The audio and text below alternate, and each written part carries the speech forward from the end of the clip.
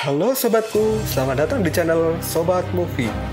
Tempatnya review film paling asik dan menarik buat sobatku semua. Yang baru gabung, silahkan klik tombol subscribe ya dan nyalakan loncengnya. Supaya kalian tidak ketinggalan film-film seru yang Mimin upload. Oke, gak usah berlama-lama lagi. Langsung aja kita ke reviewnya. Gasken sob.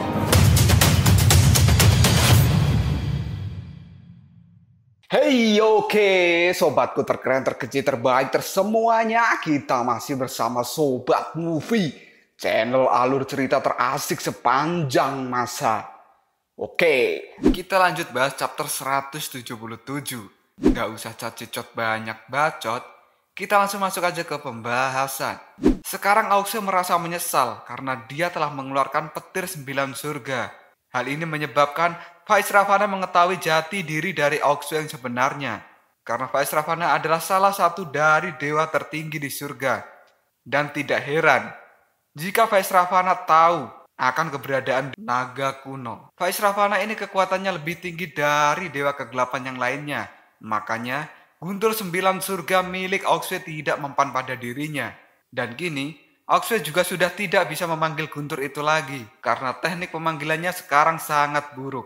Sekarang posisi Auxe sedang dalam bahaya yang besar. Dia berharap bahwa pedang itu dipegang saja oleh kakaknya karena Auxe sendiri merasa belum mampu untuk menjadi seorang Raja Naga dengan tingkat kekuatan yang seperti ini. Auxe pun kini mulai putus asa melihat Faiz Ravana semakin mendekat pada dirinya. Faiz Ravana kini yang sudah dekat pada Auxe, dia berkata, "Naga kuno, kamu memiliki darah asli dari seorang naga kuno," kata Faiz Ravana pada Auxe. Walaupun Auxe memiliki darah dari naga kuno, Faiz Ravana tidak merasa takut sedikit pun. Karena menurut Faiz Ravana, kekuatan dari Auxe belum stabil. Tapi meskipun belum stabil, Faiz Ravana juga akan tetap waspada.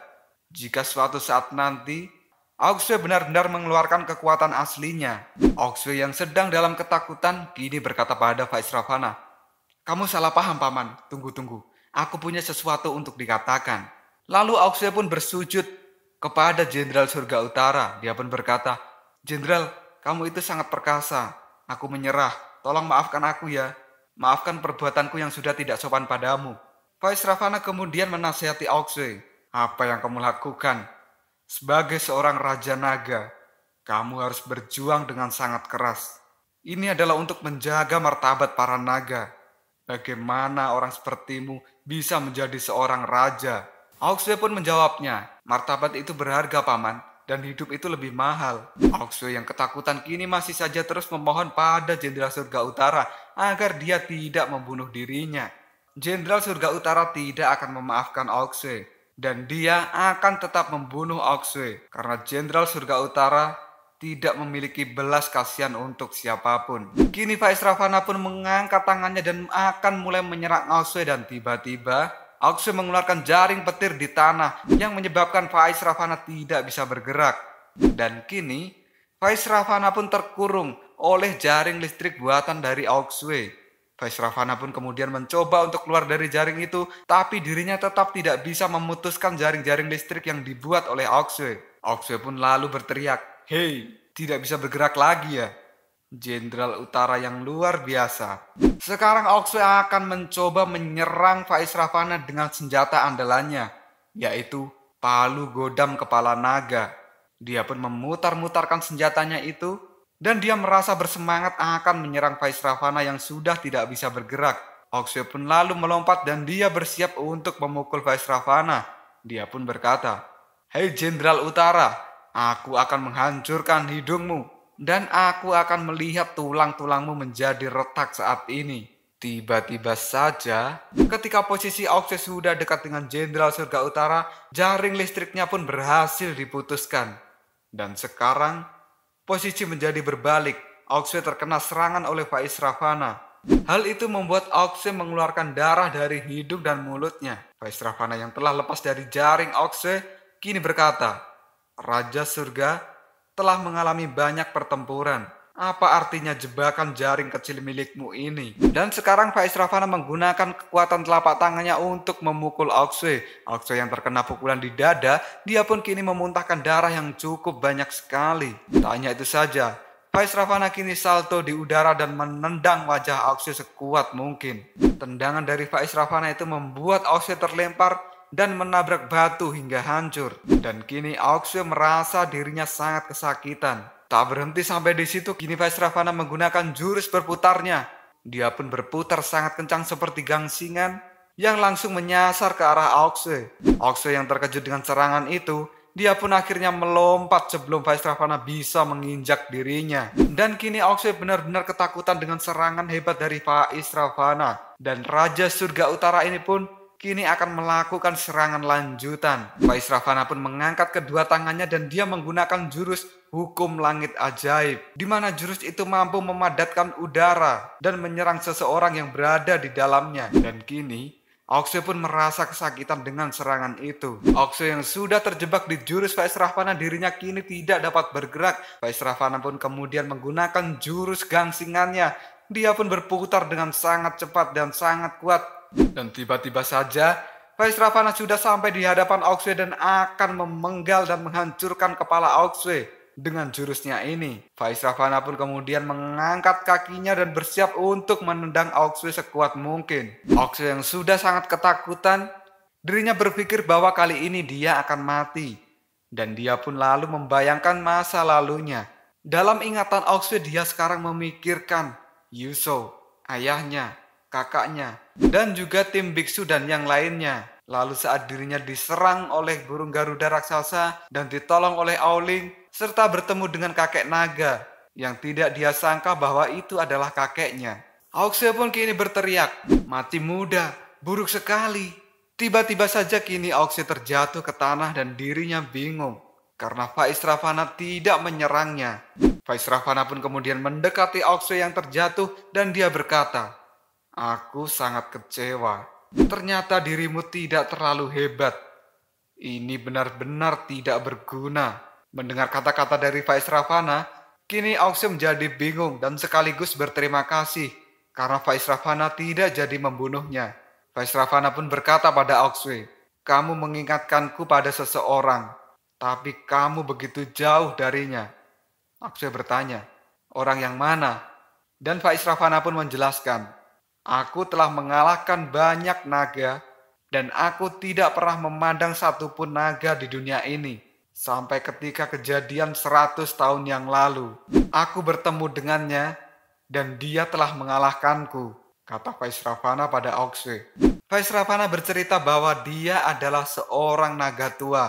Walaupun dia seekor naga, tapi dirinya memakan naga yang lain. Faiz Ravana pun bercerita bahwa mereka bertarung di gua kristal untuk waktu yang sangat lama. Dan setelah mengalahkan Faiz Ravana, naga itu pun pergi dengan tenang. Dan sebelum pergi, dia menyebut namanya, Naga Gulong. Mendengar nama itu, Oxway sekarang kaget karena itu adalah kakeknya. Oxway pun berkata, "Ya itu wajar bagimu, bisa kalah darinya. Dia itu adalah seorang monster tua," kata Oxway. Faiz Ravana juga mengetahui bahwa naga kuno dan kitab suci memiliki keberadaan yang sama. Mereka berada di luar dari tempat ini. Dan sekarang Faiz Ravana bertanya pada Oxway, "Dan kamu pasti memiliki semacam hubungan dengannya? Jawab aku." Oxway pun kini berbohong pada Faiz Ravana dan dia mengatakan, "Aku tidak begitu mengenalnya, tapi aku sudah beberapa kali melihat dirinya." Dan kini Faiz Ravana berkata pada Oxway, "Aku mengejar jalan yang kuat. Kekuatan naga kuno itu telah membuatku gemetar karena aku takut sekaligus gembira telah menemukan lawan yang begitu tangguh. Dan sekarang aku ingin menantangnya lagi setiap saat." Jadi buat yang belum tahu, kenapa Faiz Ravana ini menjadi dewa kegelapan adalah karena hal ini. Dia telah kalah dari sang kakek naga dan ingin mendapatkan kekuatan yang lebih besar agar bisa menantang kakek naga dan mengalahkannya. Begitu sobatku. Dan ternyata Faiz Ravana ini telah sejak lama mencari keberadaan dari sang kakek naga. Tapi sampai saat ini, dirinya tidak bisa menemukannya. Dan Oksue yang merasa ketakutan, kini berkata pada Vaisravana agar dirinya diperbolehkan untuk pergi. Karena menurut Oksue, dia bukanlah tujuan dari Vaisravana. Oksue yang akan segera kabur, tiba-tiba saja bajunya ditarik oleh Vaisravana. Dan kini, Vaisravana pun mengangkat Oksue dan berkata, "Aku sudah mengatakan, menyerah itu bukan sebuah jalan, dan menyerah hanya membuatmu mati. Aku mengagumi lawan yang berjuang dengan sangat keras. Tapi sikapmu seperti ini, bagaimana orang akan memandangmu?" Mendengar kata-kata dari Vaisravana, kini Oksue marah dan berkata, "Jangan ajari aku." Oksue pun lalu mengeluarkan petir di tangannya dan langsung menusuk pipi Vaisravana. Tusukan dari Oksue itu kini membuat Vaisravana semakin marah pada dirinya. Vaisravana yang sudah marah kini meninju tangan Oksue dan mematahkan tangannya.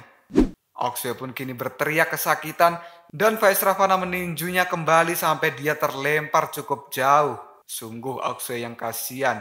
Oksue pun kini menangis karena tangan kirinya sudah tidak ada dan bahkan tangan kanannya juga harus patah.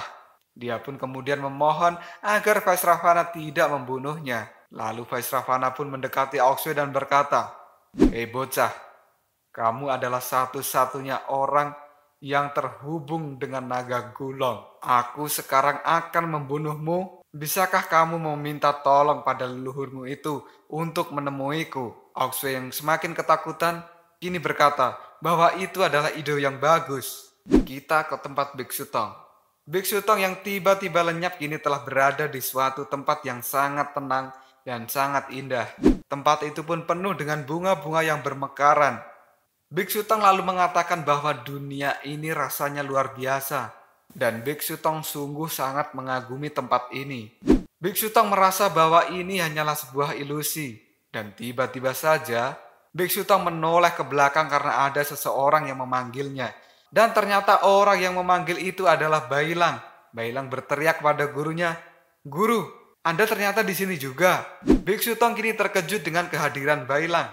Lalu sang guru bertanya pada Bailang, "Bagaimana kau bisa di sini, Bailang?" Bailang pun mengatakan, "Aku tidak tahu apa-apa, guru.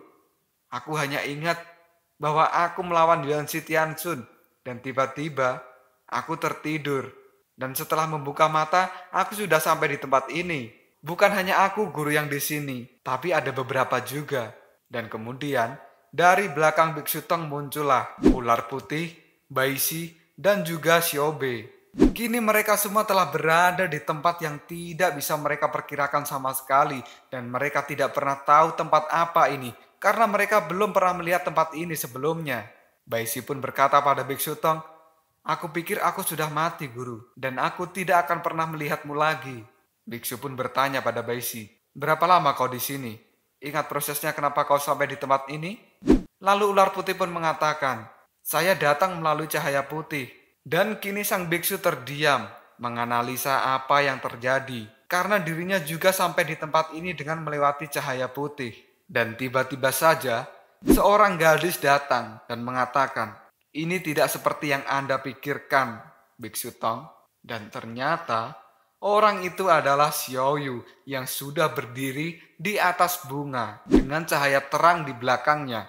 Xiaoyu pun mengatakan bahwa mereka semua ada di dalam pusat nyala api. Xiaoyu membawa mereka ke sini adalah untuk beristirahat.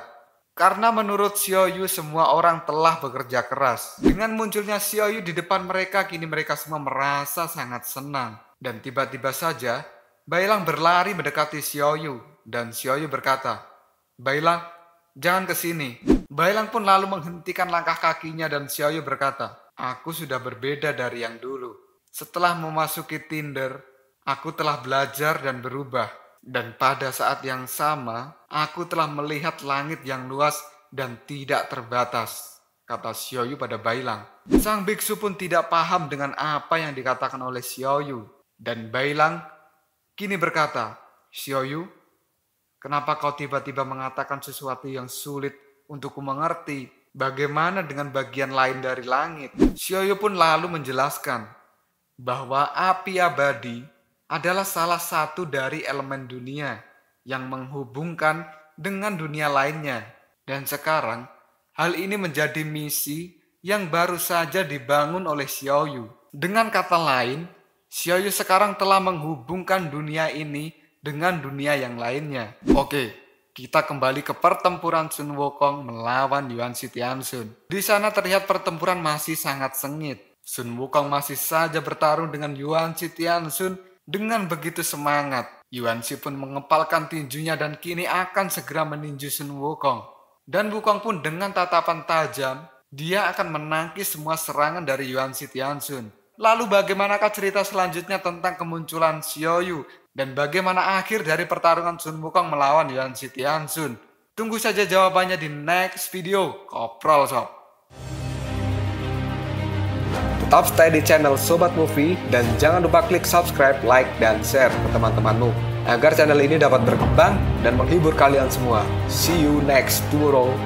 Bye-bye.